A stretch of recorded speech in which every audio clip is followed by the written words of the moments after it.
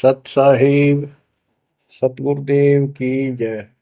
बंदी छोड़ कबीर साहिब जी की जय। बंदी छोड़ गरीबदास जी महाराज जी की जय। स्वामी राम देवानंद जी गुरु महाराज जी की जय हो।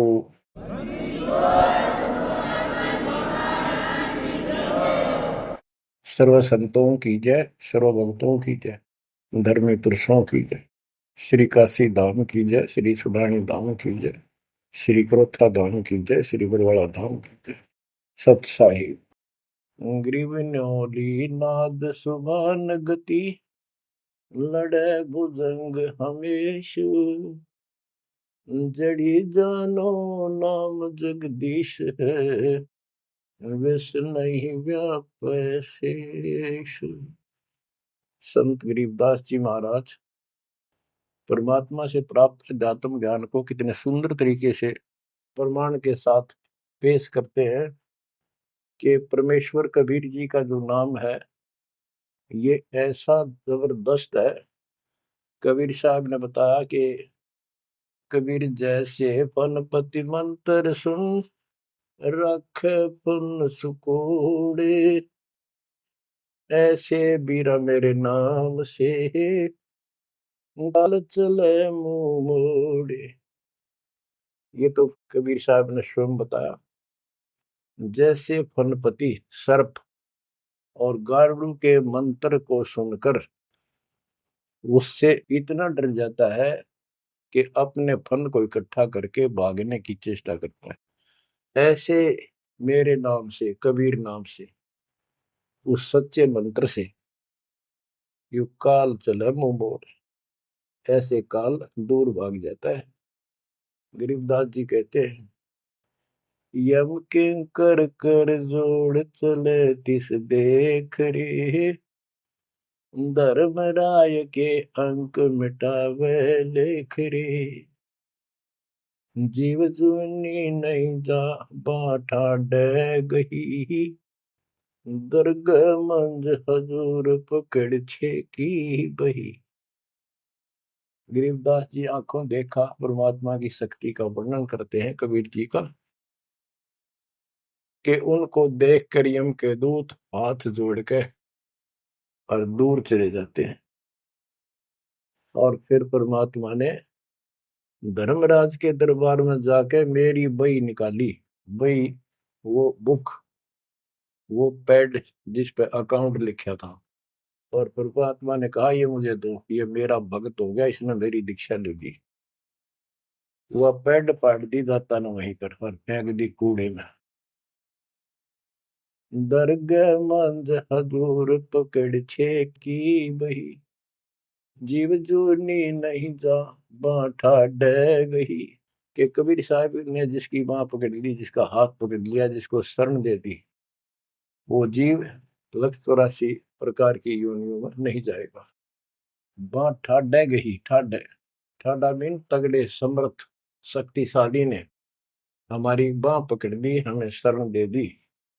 ठाडे की परिभाषा थोड़ी सी बताता हूँ आपको, क्योंकि बच्चों कोई भी हम प्रसंग सुनते हैं उसके साथ उसका जो लिंक होता है वो कथा का होना अति आवश्यक है, अन्यथा उसका कोई प्रयोजन नहीं रहता।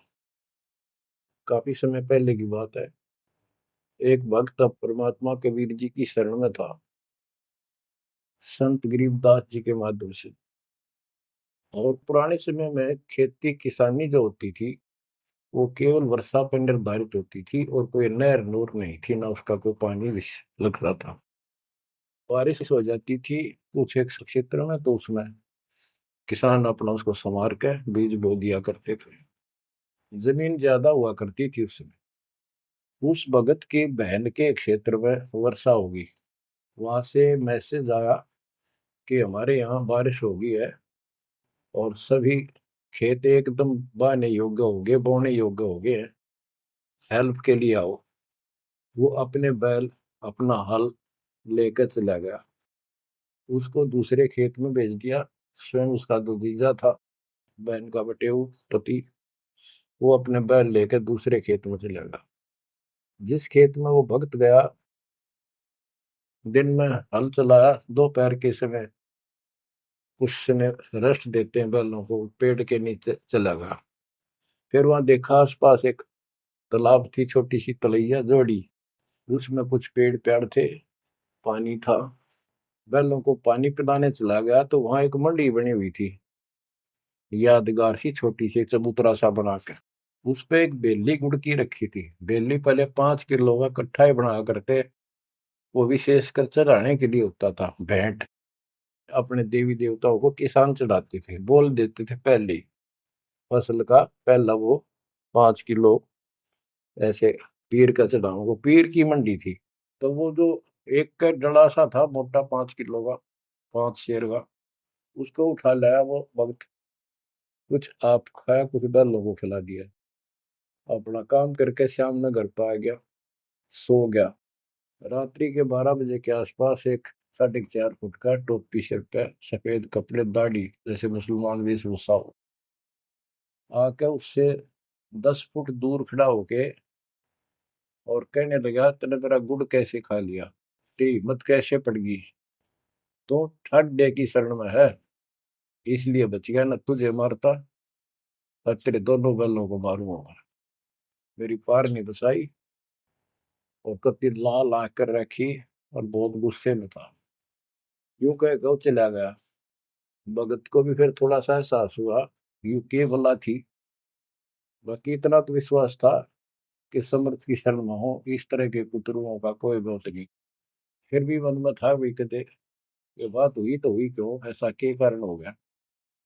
उसने अपनी बहन से पूछा कि बहन, ऐसे ऐसे उस मंडी पे गुड़ चढ़ा रखा था आपके खेत में, किसकी बना रखी है वो आपके खेत के बराबर में, जोड़ी पे, तालाब पे। तो उसकी बहन बोली, के बात हुई भाई, क्योंकि एक बेली चढ़ा रखी थी, किसी ने गुड़ की रखी थी, मैं उठा लिया। बोला, कुत्ते खाओ उसने, मन बहन आती खिला दी, कुछ आप खा ली। उसकी बहन बोली, रे के क्यों जुल्म कर दिया तेने, वो क्यों उठा लिया तू वहां से। रोड लागी न सुनते ही भाई बोला, मेरी तो सुन ले सारी। वो एक इतने 4.5 फुट का, 4 फुट का आदमी होगा, और सफेद कपड़े पहन रखे, ऊपर टोपी, मुसलमान टाइप सा था, और मेरे से 10 फुट दूर खड़ा होगा। रात को आया और यूं बोला, तेरी हिम्मत कैसे पट गई, मेरा गुड़ उठा लिया, तने खा कैसे लिया। मैं बोला, नहीं वो आप पे बोलेगा। ने बोला, तू ठाट देगी शरण में है, न तुझे मारू और तेरे दोनों का लाल मारू। लाल आंखें रखी थी, अन्नों कहकर चला गया वापस। वह भेड़ और फूट फूट कर रोने लगी। बोला, रे तो मेरा काला मुंह कराओ, के जवाब दो, माने न्यू शहरों से तने के वो है गुड़ पाया खाने को, हमारे आप सारे गुड़ की कमी है यहाँ पर। बहुत बुरी तरह लगी रो, भाई बचा कुकर मेरा भाई। अपने पति ने भी लड़न लागी, तने क्यों भेजा ही उस साइड में, तो इन्होंने क्यों ना भेजा, तेने बताना चाहिए था इसको पहले। वो भाई बोला, है तेरी अब भी अकल पर पर्दा पड़ रहा, उतरा शेर हाथ जोड़ के गया। अरे नो क्या, तू उठा देगी सर में, हजार तो बच गया, न मारी न दो मैंने तो रोए जाओ पाछे थे। अरे मैं जिंदा जी रोने लाग रही तो, पागल कहेंगी, इतनी भी अकल पे पर्दा पड़ गया तुम्हारे। मैं किसकी सुनूं पता है। मैं ये रिक्वेस्ट करूं थारे ते, तुम भी आ जाओ, ना इन भूतड़िया दिन में डर डर मर जाओ। तो बच्चों, यम किंकर कर जोड़ चले तिस देख रे।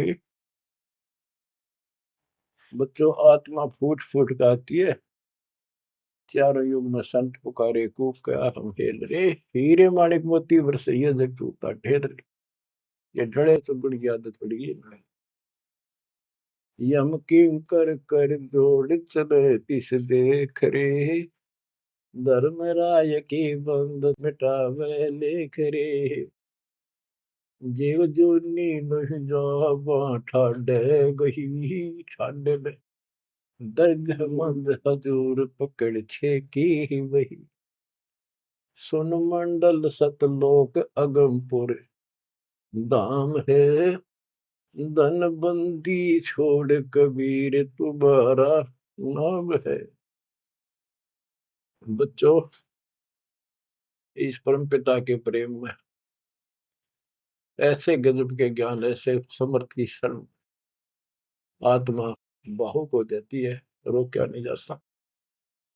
सो शुक्र मनाते हैं अपने गुरुदेव का, हे बंदी छोड़, हे परम पिता कैसे श्रम दिया, कैसा सुंदर राह बता दिया। नहीं अन्य बिरान माटी राखो या भूतड़े, अरे न पूजे भी जाओ और दुर्गति भी जो कि न रहनी थी। और गीता कहती है भूत पूजोगे भूत पढ़ोगे।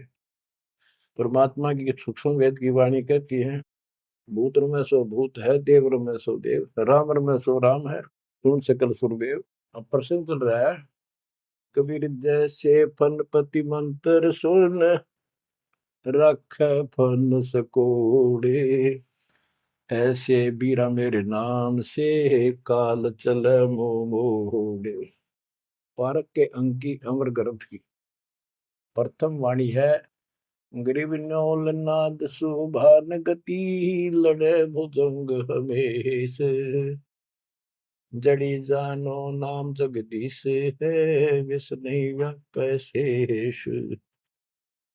जैसे एक नेवला होता है, सारा 9 इंच का प्राणी, और वो 10 फुट के सांप को, सर्प को, भुजंग को मार देता है। कैसे मार देता, उसके पास एक ट्रिक है, उसके पास एक जड़ी होती है, एक नागदमन जड़ी होती है जंगल में, उसको सूंघता है, उसमें स्मेल आती है। वो सर्प को उस समय छेड़ता है जो वो जड़ी के आसपास होता है, वो झाड़ बोझड़ों के अंदर होती है। वो सर्प को छेड़ता है, सर्प ऐसे फन उठा लेता है, और वो जाके एकदम वहां जड़ी श्वास में भर लेता है स्मेल, और आके उस सर्प के सामने सो के थोड़ी सी दूरी से छोड़ देता है। जिस दर से हवा चल रही हो, सर्प की तरफ जा रही हो, उस साइड में हो जाता हो। सर्प को उससे चक्कर आने शुरू हो जाते उस स्मेल से, उसका जी घबराता है और वो भागने की चेष्टा करता है। नेवला फिर उसके गर्दन पे बैठ जाता है, मुंडी पे पीछे के, और वहां मुंह के ऊपर फिर वो स्मेल छोड़ता ही रहता है। उसको अचेत करके फिर पकड़ कर उसको मार डालता है, काट देता है। तो बच्चों, गरीबदास जी ने बताया कि कबीर परमेश्वर का यो सच्चा नाम सतनाम और सार नाम। सार नाम है, ये है मेन चीज। सतनाम भी बहुत शक्ति हो जाती है इन दोनों के मेल से। जैसे दो जड़ियों को मिला दिया जाए, उसका कुछ अलग से स्ट्रॉन्ग दवाई बन जाती है, मेडिसिन। और तीसरी मालिक मिला, मालिक का जो सार नाम है, वो तो कहना ही क्या है। तो हमारा जो मोक्ष जो होगा इन सभी मंत्रों के जाप से होगा। ये हमारी साधना है, पूजा हमारी सार नाम है।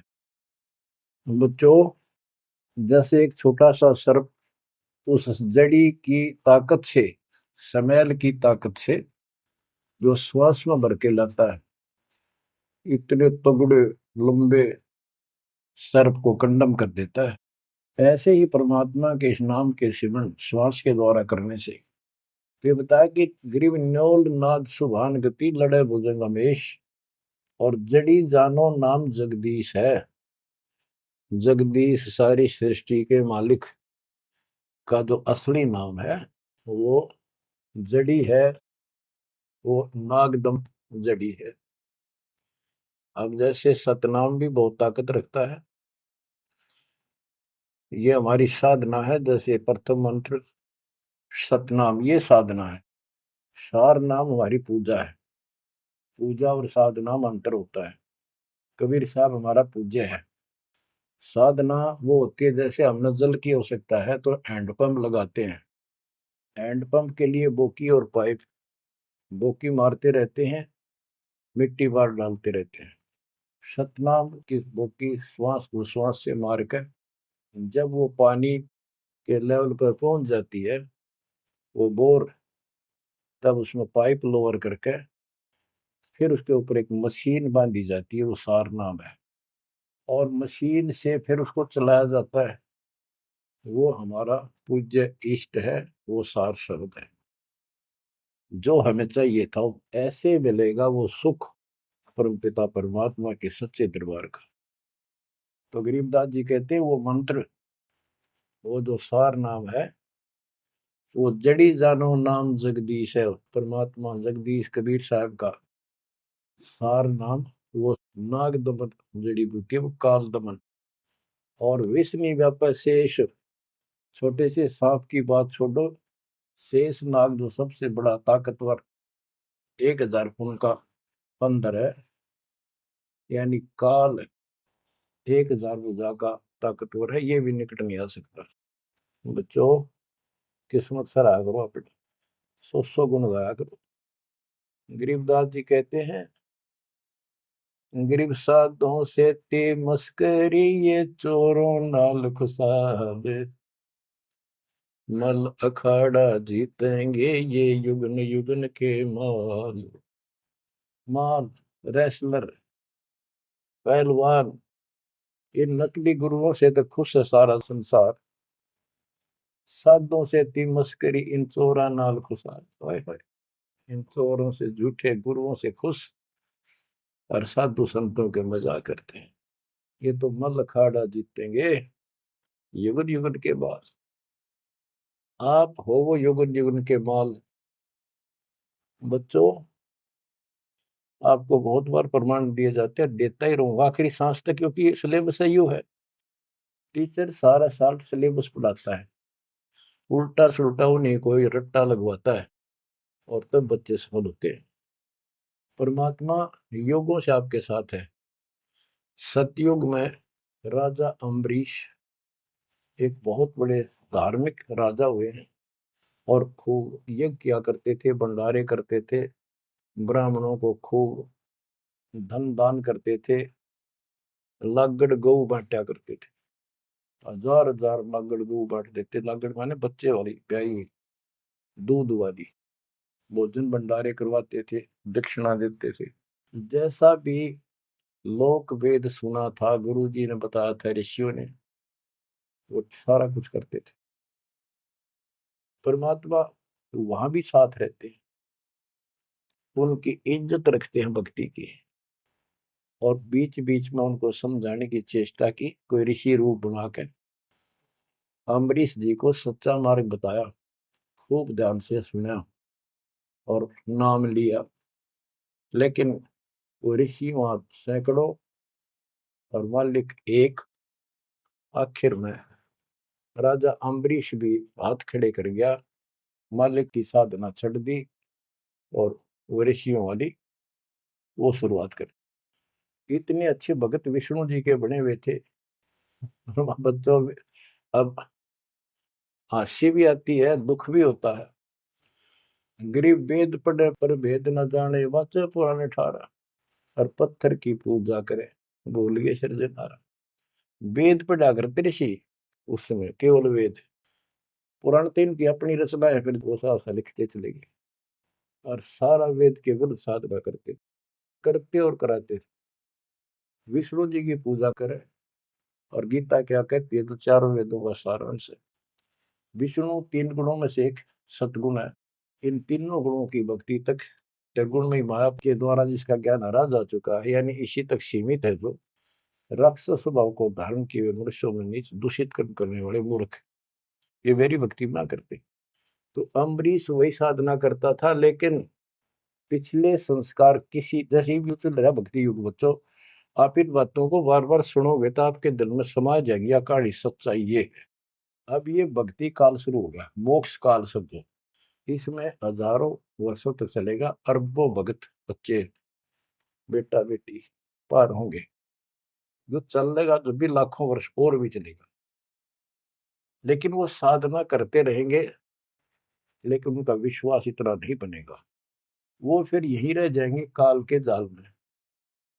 उन्हीं में से फिर, क्योंकि उनकी भक्ति जबरदस्त है, शास्त्र अनुकूल है, अगले सतयुग में उन्हीं पुण्यात्माओं को काल जन्म देगा। उनको पहले ऊपर के लोकों में रखेगा। ऊपर के लोकों में, स्वर्ग में देवता हजारों लाखों वर्ष वहां रहेंगे। यानी एक कोल्लू के साथ चक्कर है, एक चैन है, चैन। उस चैन पर जैसे डाल देते हैं, ब्रह्म लोक में गए, फिर चक्कर काटते काटते विष्णु लोक, शिव लोक, सारे अपने कर्म फोड़ के भोग के खत्म करके, फिर भी उनके पुण्य इतने बच जाते हैं कि सतयुग में जन्म देते हैं उनको। और सतयुग में भी अच्छे पुण्य कर्मी फिर राजा बनते हैं। और वह भक्ति, ये वाली भक्ति कसक और वो शेष बची ताकत फिर भी साथ रहती है।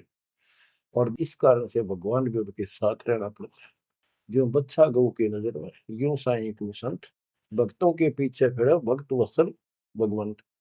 कबीर जो जन मेरी शरण है ताका हूं मैं दास, गेल गेल ला गया करो जब लग धरती आकाश। तो अपने इस विधान अनुसार अम्बरीश से मिले। ठीक है, एक बार तो यह बात इतनी गजब की है, सारी ठीक ठीक लगती है, लेकिन माहौल खराब होता है। ये ज्ञान बताने वाला एक होता है, दूसरा समर्थक नहीं होता। उस दिन में वो भूल जाते हैं और इसी लोग बहका देते हैं, कहाँ सी बातें करते हो, वेदों में ऐसा कहीं नहीं है, वेदों में ऐसा नहीं है। अब दास तो कहना चाहता है, फिर अगले जन्म उस भक्ति से वो अम्बरीश राजा स्वर्ग गया, स्वर्ग में अपने पुण्य भोगे। फिर त्रेता युग में फिर राजा जनक के रूप में वह आत्मा ने जन्म लिया। वहां भी खूब भक्ति करी, विष्णु के कट्टर पुजारी। वही भावना वही भाव फिर भरा हुआ था, परमात्मा फिर भी मिले उनको। लेकिन राजा और सिद्धियां इतने ठाठ बाट और बकाने वाले वो गुरु निरे ऋषि हमारी ऐसी घिस काट रखी काल में, हम ऐसे मूर्ख बना रखे, थोड़ा सा भी सुख हो जाए, कोई प्रभुता कोई पद प्राप्त हो जाए, हम खुद भगवान बन जाते हैं। लेकिन पिछली धार्मिकता के अनुसार हम कुछ धार्मिक भी बने रहते, लेकिन रहते वही के वही। और अम्बरीश राजा इतने अच्छे भगत थे, पिछली सिद्धि शक्ति मान की वो भक्ति की सही थी। एक बार दुर्वासा ऋषि ने उनके ऊपर सुदर्शन चक्कर छोड़ दिया। दुर्वासा कहता था कि तू ये साधना छोड़ दे, मैं बताऊं वाह कर। अम्बरीश ने हाथ भर ली पर छोड़ी नहीं। अगली बार गया, उसने गुस्सा हो गया कि तू मानना नहीं मेरी बात, तेरा सिर काट दूंगा, इतना गुस्सा। सुदर्शन चक्कर छोड़ दिया। सुदर्शन चक्कर राजा अम्बरीश के पैर छू के और दुर्वासा ने मान खातिर वापस चाल पड़ा। दुर्वासा भागता फिरा तीन लोक में, कितने उसने गुफा नहीं मिली जरा बच जा, कुछ संरक्षक नहीं पाया। परमात्मा कबीर जी ने विष्णु रूप बनाया, एक सभा ला दी, 1 मिनट में के कर दी कर दिया बोलो में। दुर्वासा ने देखा है भगवान विष्णु बैठे, वहीं पहुंच गया और कंप पे डांक ठोक रखी, मन बचा लो भगवान, बचाओ मुझे, सुदर्शन चक्र मुझे मारेगा। परमात्मा बोले क्या गुस्ताखी कर दी, क्यों मार रहा है तेरे को।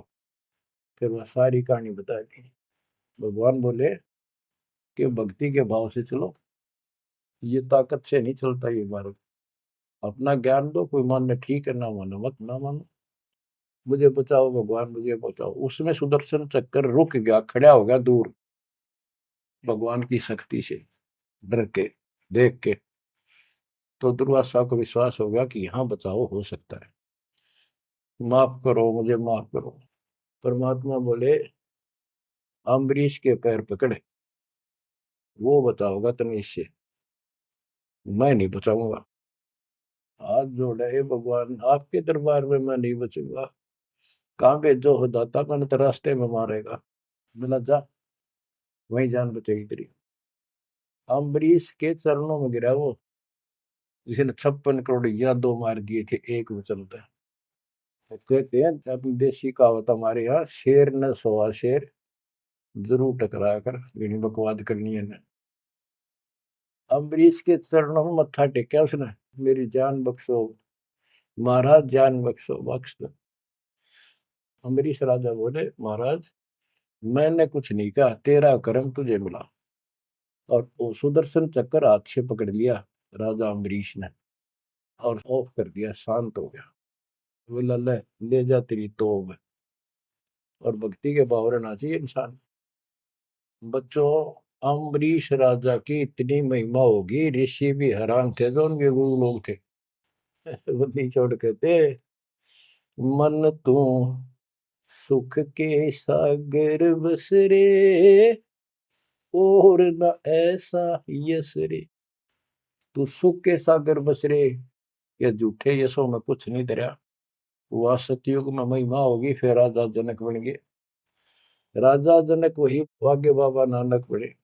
जब एक सुखदेव नाम के बाल ब्रह्मचारी माँ के गर्भ से भक्ति ले रहे थे और आकाश में उड़ जाने की सिद्धि थी।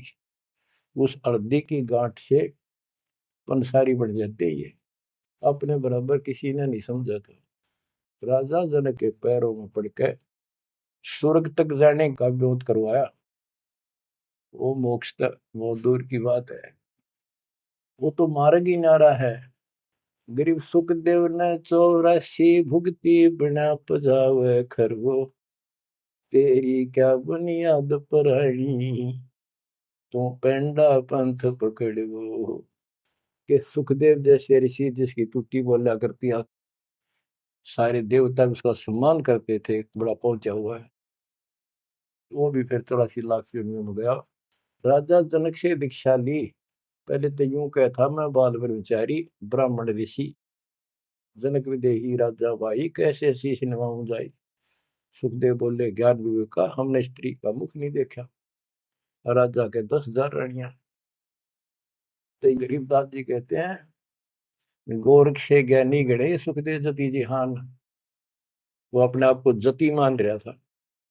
और सीता सी वो बारिया संत दूर स्थान, संत के घर बहुत दूर है, इन बात का तो नहीं भाई इसने ब्याह करवा रखा है, इसका न्यू हो रहा था, ये संत कैसे हो सकता है। 10,000 रानी थी, फिर भी उस नकली थे दो भी अच्छा था राजा जनक। बच्चों, ये मूल ज्ञान है, ये निचोड़ है, निष्कर्ष है, ये तत्व ज्ञान है। और राजा जनक रूप में बहुत गणे यज्ञ किए, बहुत प्रमाण है पुराणों में। बहुत धर्म भंडारे लाए, यानी दूध वाली गाय बाटी साधु संत, तो वो धर्म पुण्य बन गए। अब देख काल कैसे ठगी करता बच्चों, सारे पॉइंट याद रखने पड़ेंगे, बेमतलब अपने धन ने खोया नहीं करते। राजा जनक और सुखदेव विमानों बैठकर स्वर्ग जान लग रहे। रास्ते में 12 करोड़ आत्माएं नरक में तंग पा रही थी, हाहाकार मचा रोवे। राजा जनक ने कहा, ये आवाज कहां से आ रही है चिल्लाने की, रोको मेरा विमान रोको। रोक दिया। उनको बताया गया कि यहाँ एक नरक है, उसमें 12 करोड़ आत्माएं जीव अपने कर्म दंड भोग रहे, पाप। राजा ने कहा, इनको छोड़ दो, इनको कष्ट ना दो। तो वहां जो उनके साथ गए थे देवदूत, यमदूत, वो कहने लगे, जी यहाँ आपका हुक्म नहीं चलता, यहाँ का राजा धर्मराज है, उसके आदेश से सब कुछ होता है। बोला, या तो मुझे इस नरक में डाल दो, मुझे भी यहीं छोड़ दो, ना इनको निकाल दो। धर्मराज तक बात गई। धर्मराज जी वहां आए, बात सुनी। धर्मराय बोले, राजन, अपने अपने कर्मा का फल सब न भोगना पड़ता है, ऐसे नहीं कुछ हो सकता। तो राजा आकड़ गया। भाव यानी एक परमार्थी भाव, परमार्थ भी हिसाब का होना चाहिए, उपवाद में कोई परमार्थ नहीं चला गया कि मैं या तो मुझे यहाँ छोड़ दो या इनको साथ लो मेरे। तब धर्मराय ने एक विकल्प निकाला कि आप अपने पुण्य दे दो इनको, आधे या जितने चाहते हो, उतने समय तक इनको आपके साथ वहां स्वर्ग में भेज देंगे। राजा ने 50% पुण्य दान कर दिए। सबको बिठा के 12 करोड़ आत्माओं को विमान में बिठा के और स्वर्ग ले गए। बच्चों, सुखदेव ने गलती करी नहीं, वो तो आज तक स्वर्ग में है। और वो राजा जनक ने आधे पुण्य खत्म कर दिए, बाकी के पुण्य में अल्लाह झाड़ के खा के खर्च के खो खंडा के बाबा नानक रूप में जन्मे।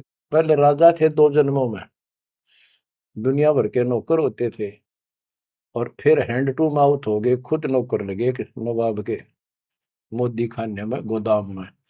अब बच्चों, अब हमने सावधानी न्यों भी बरतनी है, अपने नाम ने अपने भक्ति ने नष्ट नहीं करा, किसी के ऊपर भावुक हो गया। एक बताओ था कि मैंने अपने भाई दुखी हो रहा था, उसको अपने पुण्य दे दिए, भक्ति दे दी, वो तो ठीक हो गया, मेरी डूबती हो रही है, बुरा हाल हो रहा ना, वो दिक्कत होगी, बीमारी होगी, आगे तागे दुख होने लग के। तो ये बकवाद नहीं चले, मर्यादा जो बनाई है उसको संभालो। तो कहने का भाव ये है कि आपको इस पॉइंट पे लाना चाहता हूँ। अब राजा जनक राजा थे, राजा अम्बरीश राजा थे वो बाबा नानक बने, खुद नौकर लगेगा राजा के। अब यहाँ आकर हमारी बात टिकती है कि साधों से ती मस्करी है, चोरा नाल खुशाल, मल अखाड़ा जीतेंगे ये युग युग के बाद। यानी भक्ति की चाह, भगवान की चाह उनके में तब भी थी, पर एक्सरसाइज गलत थी। अब परमात्मा फिर मिले उनको आकर के। अब वो भौतिक धन में निर्धन थे, पर अध्यात्म धन के भरे पड़े थे। पिछले पुण्य गजब के थे भक्ति वाले। एक तो धर्म कर्म किए होते हैं वो, और एक होते भक्ति की शक्ति। वह नो की नो डटी थी उसकी, वो पुण्य खत्म कर दिए थे उसने। तो वो भक्ति उस कारण से परमात्मा फिर आकर मिले। अब वो हैंड टू माउथ था, सुन ली। राजा होता तो तब भी ना सुनता। तो बच्चों, आज आप से कितने निर्धन हो और कितने धनवान हो, आप उस मालिक के सच्चे बच्चे हो। पिछले जन्म जन्मांतर से आप भक्ति करते हुए आ रहे हो। अब परमात्मा ने अपना वो धन देखना है। कबीर शब्द निर्धना धनवंता नहीं कोई, धनवान वा को जानियो जहाँ पर राम नाम धन वही है। आपके पास वो राम नाम का धन भरा पड़ा है। और जैसे सुकुच मीन मिलता नहीं भाई, स्वाति सीप सब अड़ ही जाई। सुकुच मीन सतगुरु हो आया, जिन परमात्मा का भेद बता। जैसे सीप और मोती का उदाहरण दिया जाता है कि स्वाति भी मिल गई सीप को, ऊपर की बूंद, मोती भी बन गया। लेकिन एक सुकुच मीन जब उसमें टक्कर ना मारे, उसने खुल नहीं, तो वह मोती माए गड़ गया और वह सीप भी मर गया। तो बच्चों, ये भक्ति धन थारा इब कभी नहीं गड़ मर जाता, सतगुरु ना मिलता था। तो अब आपका वो मोती सुरक्षित है। अब कहते हैं सुकुच मीन सतगुरु हो आया, जिन परमात्मा का भेद बता। तो बच्चों, फिर बाबा नानक को मालिक ऊपर लेकर गए और उनको वो सच्चा राह बताया। उसके बाद उनकी जिंदगी बदल गई। यानी पहले वकील हो रहे थे काल के, सुने नहीं थे। अब जो बाबा नानक जी हिंदू धर्म में जन्मे थे, खत्री गोत्र था, और भगवान विष्णु कृष्ण राम कुर्बान थे इनके ऊपर। गीता का पाठ ब्रजलाल पांडे से पढ़ा करते थे और गीता पढ़ते थे। दाता मिले तो खूब तर्क वितर्क किए। आखिर में बोले आखा वेखूं तो मानो। तो परमात्मा ने आई विटनेस भी बनाने थे। बेई नदी सुल्तानपुर के साथ से बह रही है। सुल्तानपुर में बाबा नानक की बड़ी बहन ब्याह रखी थी। वह अपनी बहन के वहां रहते थे, नौकरी करते थे नवाब के। सुबह सुबह स्नान करने जाया करते थे उस नदी पे। वहां परमात्मा ने 2-3 मीटिंग करी। तीसरी बार जब आए, ने बोले आंखें देखो जो मानो। बात सारी समझ में आ गई। गीता बार बार देख ली, पढ़ ली, सच्चाई भगवान कोई और है। और चाव भी थे, पर पुराना ज्ञान और कोई नो समर्थक नहीं गया, बात सच्ची है। तो वो कहने लगे आंखा देखो तो मानो। कबीर साहब और बाबा नानक जी परमात्मा समकालीन थे। बाबा नानक जी का जन्म सन 1469 में हुआ, 1469 में। और 1539 में वो शरीर छोड़ के गए। और परमात्मा जी 1518 में गए। तो 1469 से 1518 तक समकालीन थे। तब आंखों देखा सतलोक 3 दिन तक नानक साहब जी का शरीर कहीं और छुपा के उनकी आत्मा को लेके गए, फिर छोड़ा तीसरे दिन। उसके बाद तो दुनिया बदल गई उनकी। वो सब पूजाएं त्याग माल की शरण में आ गए। घर में विरोध, सारे समाज में विरोध है। उसके पिता भी बहुत दुखी हो गए, तो के पैदा हो गया हमारे देवी देवताओं को ऐसा गलत बोलता है। तो बहुत परेशान हुए। लेकिन जब आंखों देख ली, कौन सुने किसकी। सूरवीर होते हैं संत, संत सिपाही और शेर पीछे नहीं हटते। तो बच्चों, सारा ज्ञान सत्संग से होता है। परमात्मा का और उस प्यारी आत्मा का, आत्मा और परमात्मा नानक साहब का सत्संग हुआ। सत्संग से बात स्पष्ट हुई। अब पारक के अंक की वाणी सुनाता हूँ कुछ। साधों से ती मस्करी ये चोरा नाल खुशाल, नल अखाड़ा जीतेंगे ये युगन युगन के माल। अब वो बाबा नानक युगन युगन के माल थे और वो जीते, डट के खड़े हो गए। फिर जब ज्ञान समझ में आ गया, सारा संसार मीराबाई थी युगन युगन की माल। सत्संग में जाना ना छूटे माँ, फिर जल का मरो संसार। तो बच्चों इस स्थिति में तुमने आना पड़ेगा एक दिन, जब जाता राजी होगा। और ये ज्ञान खुद देता है भगवान, और वो आत्मा जो इसको सुनकर कुर्बान हो जाती है, वो महान आत्मा होती है। गरीब अंश गवन करते नहीं, मान सरोवर छाड़, कौवे उड़ उड़ जात हैं खाते मसाहाड़। हंस और कौवे और बुगले सब पक्षी कहलाते हैं। हंस उस मानसरोवर को नहीं छोड़ता जहां उसका आहार मोती होते हैं, और कौवे वहां टेके नहीं, क्योंकि उन्हें तो जगह जगह जाकर मांस खाना, हाड खाड़े हाडों का मांस चाटना, किसी पशु के जख्म में चोंच मारना, ये कौवियों जैसी व्यक्ति के लोगों का स्वभाव होता है कि दुखी उनका अपना उल्लू सीधा हो, स्वार्थ सिद्ध हो, बाकी अगला कितना दुखी हो। ये कौवे जैसे जीव होते हैं। अब यहाँ बताते हैं, कबीर साहब कहते हैं, गरीब अंश गवन करते नहीं, मान सरोवर छाड़, कौवे उड़ उड़ जाते हैं खाते मांसाहाड़। गरीब मान सरोवर मुक्ति फल, मुक्ता हल के ढेरे, कौवा आसन न बंद जय भूमि दीन सुमेर। गरीब कौवा रूपी बेक है ना प्रतीत यकीन, 68 का फल मेटे करे भये दीन बेदीन। गरीब हंस दशा तो साध है, सरोवर है सतसंग, मुक्ता हलवाणी चुगे फिर चढ़त नवेला रंग। अब स्पष्ट कर दिया कि ये सत्संग जो है ये मानसरोवर है, और भगत साध ये हमारे हंस हैं।